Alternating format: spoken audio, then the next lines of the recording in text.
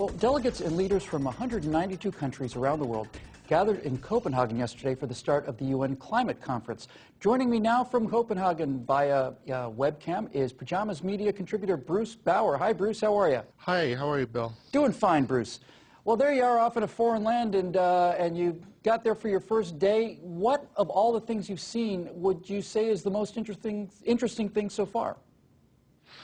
What is amazing is how the city has been totally transformed into something that resembles Pyongyang, North Korea. As you walk through the downtown area, you're just surrounded with big banners and signs and displays, all of which are designed, just like the big placards in North Korea, to remind the masses what they're supposed to be considering holy. And in this case, what is holy is the thesis of man-made global warming.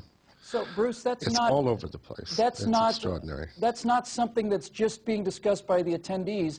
You're saying that there's an entire sort of a public push, you know, the banners and posters, and this is the orthodoxy, and by God, that's what we're going to be talking about here. Well, it kind of surprised me because it's not just the conference itself. The whole city has kind of been turned into a World's Fair or a Disneyland of climate political correctness. It's all over the place. I mean, there's big banners proclaiming that for the next week or two, this isn't Copenhagen, it's Copenhagen. Yeah. Bruce, let me ask you a question. Just before we started rolling tape on this segment, you'd mentioned that you had been to a seminar where you actually got a chance to talk to real scientists about the actual science and something not quite so much about the politics. Is that true? Did I understand that correctly? Well, it's actually extraordinary. I didn't even know this thing was happening until a day or two ago. It turns out in this little auditorium in this tucked away part of Copenhagen, there were some of the best climate scientists in the world actually talking about climate. Well, and how it works, Bruce, and bringing some complexity to the ridiculous simplicities that have overtaken this issue. Let me ask you just one final question today, Bruce. We'll be back to you, obviously, in the future. But earlier you mentioned this sense of a bit like being like North Korea with this sort of orthodoxy and the view, and that there was an awful lot of anti-Americanism, anti-Western, anti-capitalism. Can you just give us just a brief thumbnail of the emotional vibe? We'll get into the details of the science reporting in future segments, but just emotionally, as an American in Copenhagen, what is the overall vibe that you get from the people that are attending the conference?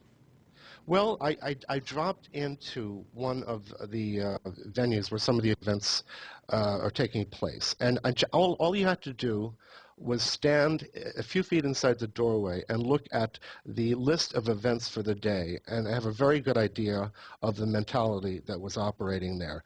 It was stuff about America and capitalism and gender this and gender that and women's this and women's that and all these things that have nothing to do with the science of climate. Things connecting, global warming to all kinds of political agendas that have nothing to do with science.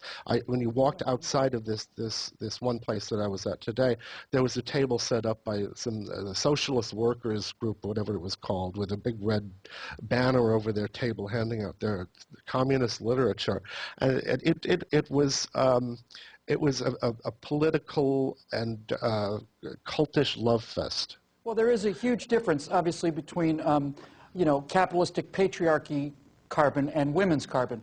Women's socialist carbon, that's yeah, exactly. Yeah, that seemed to be the idea. Yeah, we'll be looking at that in the future, too. Bruce, it's great to have you there. You're doing yeoman's work. We're looking forward to getting the details as the conference goes on, and we'll be checking back with you tomorrow. Okay, thanks. Good talking to you. Good talking to you. And for all of you at home, we're also going to have a lot more about ClimateGate and the UN Climate Change Conference here at PJTV.